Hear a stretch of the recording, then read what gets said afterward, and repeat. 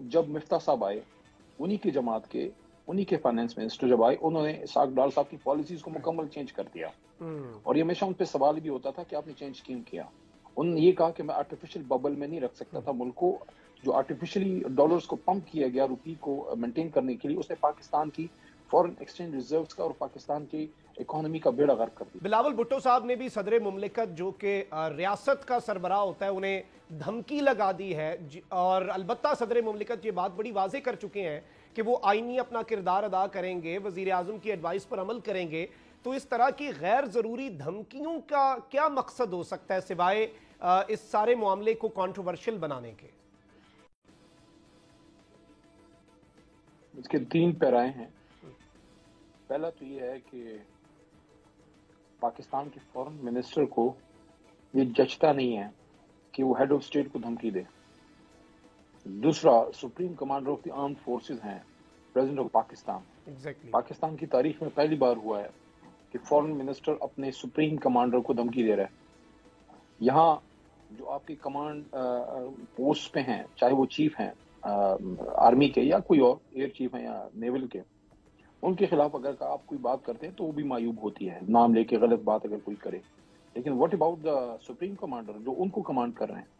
यही तो मसला है हम सियासतदानों का कि हमने अपने सियासी ओहदों को जो है वो तहकीर का निशाना बनाते हैं, उनको छोटा करके रख देते हैं अपने रवैयों की वजह से। तो ये भी साबित करती है कि लगता ये है, और ये शॉर्ट रिकॉर्ड करके चलाइएगा बार बार, लगता ये है कि मोहतरमा बेनज़ीर भुट्टो शहीद साहिबा शायद वाकई वक्त से पहले चली गई। वो अगर रहती तो थोड़ा इस बच्चे की तरबियत बेहतर हो जाती। जरदारी साहब ने बिगाड़ दिया है अपने बेटे को। ये फॉरेन मिनिस्टर कम और सिंध के किसी वडेरे के एक बिगड़े हुए बेटे ज्यादा लग रहे हैं। जो बात बिलावल जरदारी ने की है, शर्म आनी चाहिए इस नौजवान को। इसने अभी आगे बहुत जाना था, लेकिन ये बात करके उसने अपने आप को बड़ा छोटा कर दिया है। आपकी जरूरत कैसे हुई है अपने सदर मुमलिकत को धमकी देने की? सदर मुमलिकत की डिफेंस में पूरा मुल्क खड़ा होता है। लेकिन देखें, संजीदा बात यह है कि सदर ने अभी कोई अमल किया नहीं है। अभी आपकी इस जो इम्पोर्टेड हुकूमत ने, जो हाइब्रिड प्लस रजीम है, उसने समरी मूव ही नहीं की आर्मी चीफ की, और अभी कुछ हुआ ही नहीं है, और सदर मुमलिकत ने कोई फैसला किया ही नहीं है, और आप पहले से धमकी लगा रहे हैं। ये धमकी लगानी है तो जरा हिंदुस्तान को धमकी लगाएं। ये धमकी लगानी है तो उस अमरीका को धमकी लगाएं जो पाकिस्तान में रात के अंधेरे में हुकूमत चेंज करने में उनका बुनियादी रोल रहा है। धमकी लगानी है तो आप इसराइल को लगाएं, लेकिन उन ममालिक उन चीज़ों पे तो आपकी जान जाती है ना, उधर तो आपकी जो है कांपे टांगती हैं। तो बड़ा मुझे अफसोस हुआ, बड़ा ही बिलावल ने अपने कद को इस पे छोटा किया है, सदर मुमलिकत को इस चीज़ पे इस तरह की धमकी अमेज बात करके। ये तो गली मोहल्लों की बातें हैं, बहुत ही गैर संजीदा, नाशाइस्ता और नॉन पॉलिटिकल बात की है, और साबित किया है कि अभी वो बहुत ही ज्यादा इमेच्योर हैं। अभी थोड़ा सा उनको मजीद सीखना चाहिए। सीखने की तो बड़ी ज़रूरत है, लेकिन उनके जो वालिद ग्रामी हैं उन्होंने तो उन्हें पाकिस्तान के एक सबसे इम्पॉर्टेंट वजारत है, वजारत खारजा, बतौर इंटर्नशिप लेके दी है, और वो इंटर्नशिप लीडिंग टू जॉब, यानी कि प्राइम मिनिस्टर बनाने के ख्वाब देख रहे हैं। साहब देखें मैं मेरी बात सुने, इंसान अपने बड़ों से सीखता है, अपने पुरखों के नक्शे कदम पे चलता है।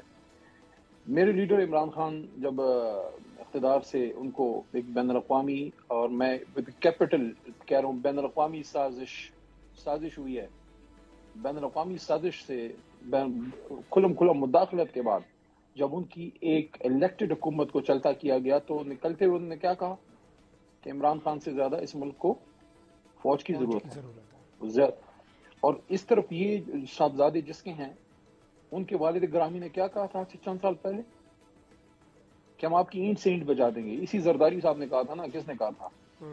तो जब आज लोग इमरान खान की बातों पे एतराज करते हैं, तो जरा जरदारी साहब की ईंट से ईंट बजाने वाली बातें और मोहतरम नवाज शरीफ साहब की जो उन्होंने गुजरांवाले वाली स्पीच है, उसको भी जरा चला के दिखाया करें, ताकि जरा रिकॉर्ड दुरुस्त रहे। तो बिलावल ने हमें कोई, मैं समझता हूँ कि हैरान नहीं किया।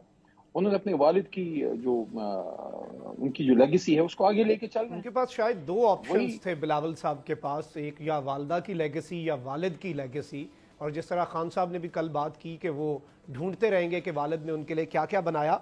अब यहाँ पर एक जो सबसे बड़ा कंसर्न है, अगर इसे देखा जाए, पॉलिटिकल मेस तो है और पॉलिटिकल इंस्टेबिलिटी भी है, उसका हल भी जल्द अज जल्द चाहिए। लेकिन यहाँ पर जो معیشت کے ساتھ ہو رہا ہے. اور اگر یہ کہتے ہوئے بھی دل ڈرتا ہے کیونکہ پاکستان سے محبت کرنے والا کوئی شخص اس طرح کے الفاظ, لیکن انفارچونیٹلی اللہ نہ کرے, لیکن ڈارک اکنامکس نے بھی کام نہیں کیا, ملک معاشی دیوالیہ پن کی طرف جا رہا ہے, تو کہیں یہ سلسلہ وہی تو نہیں ہے کہ پہلے رجیم چینج, پھر معاشی طور پر پاکستان کو کمزور کرنا, پھر جو بائیڈن کی وہ سٹیٹمنٹ کہ پاکستان کے ایٹمی اثاثے بھی غیر محفوظ ہیں.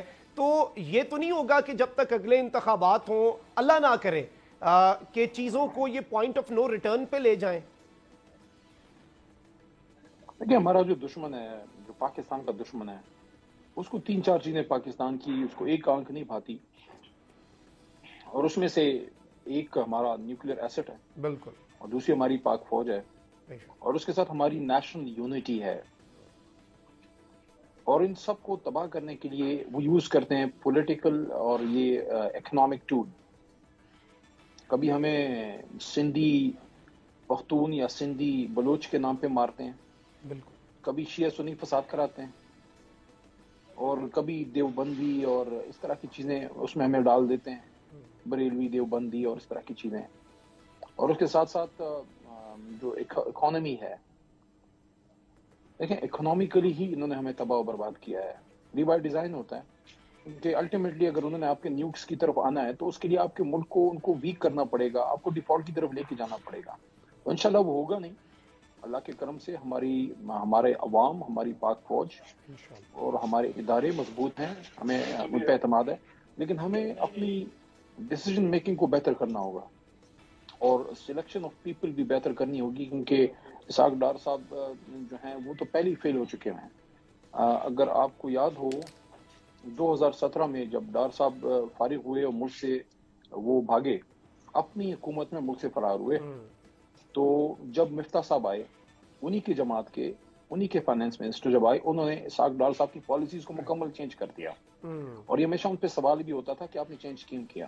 انہوں نے یہ کہا کہ میں آرٹیفیشل ببل میں نہیں رکھ سکتا تھا ملک کو, جو آرٹیفیشلی ڈالرز کو پمپ کیا گیا روپی کو مینٹین کرنے کے لیے, اس نے پاکستان کی فورن ایکسچینج ریزروز کا اور پاکستان کی اکانومی کا بیڑا غرق کر دیا. بالکل. تو ایک آدمی جو پہلے تباہ کر چکا ہے ملک کو, دوبارہ آ کے وہ کیا کرے گا؟ وہ شخص جس کا صرف مقصد, دیکھیں میں آپ کو ایک چیز بتاؤں, جس آدمی کے ذہن میں ملک کو لوٹنا ہونا, وہ ملک کو سیدھے راہ پہ نہیں لگا سکتا. یہ کیوں فرار تھا ابھی تک؟ یہ اپنی حکومت میں کیوں فرار ہوا تھا؟ ہمارے دور میں تو نہیں فرار ہوا تھا. یہ اسحاق ڈار صاحب جو ہیں, یہ سوال ہی نہیں پیدا ہوتا کہ پاکستان کی معیشت کو بہتر کر سکیں.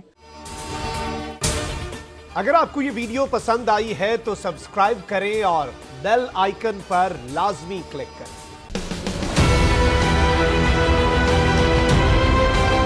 میں آج بولڈ ٹی وی والے شعیب شیخ کو, انہوں نے اس کی زندگی کو خطرہ ہو گیا. پہلے اس کو تھا ارشد شریف کو, آج شعیب شیخ کا مجھے پیغام آیا, اس کو دھمکیاں دے رہے ہیں کہ اس کو ماریں گے. اس صرف کہ بولڈ ٹی وی ہمیں اٹھا ہے. بولڈ نے ہمیشہ حق و صداقت کا ساتھ دیا, سچ کے ساتھ کھڑا رہا. ہم ہیں مثال ابر, مگر اس ہوا سے ہم ڈر کر سمٹ ہی جائیں گے, ایسے بھی ہم نے. بڑی مشکلات, بڑے بڑے چیلنجز, صرف بول کھڑا رہا, بول ڈٹا رہا. بول کو ہے ضرورت عوام کے دعاؤں کی. اظہار آزادی کے لیے, پاکستان کے لیے, پاکستانی عوام کے لیے.